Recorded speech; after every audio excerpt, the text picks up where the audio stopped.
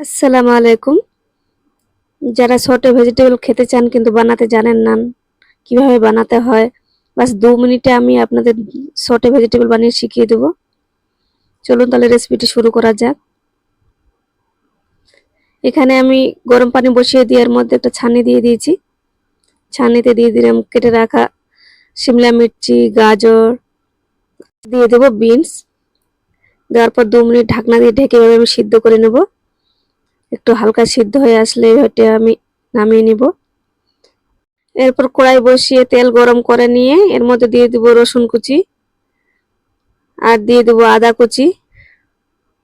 এগুলো একটু হালকা ভুনে নিব আমি। একটু ভুনা হয়ে গেলে এর মধ্যে দিয়ে দেব মাশরুমে খুবই ময়লা থাকে, এটা ভালো করে কেটে ধুয়ে নেবেন।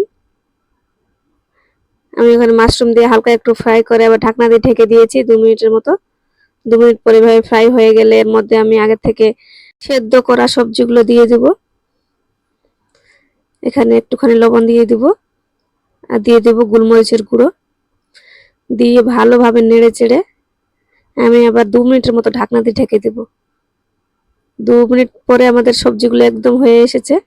দেখুন কি সুন্দর কালারও চলে এসেছে। এর মধ্যে দিয়ে দেব চিলি ফ্লেক আর দিয়ে দেব অরিগানো।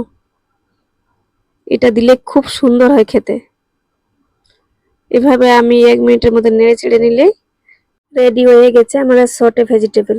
এটা খুবই হেলদি একটা রেসিপি। আজকাল মানুষ এটাই খেতে চায়। আশা করছি আপনাদের ভালো লেগেছে।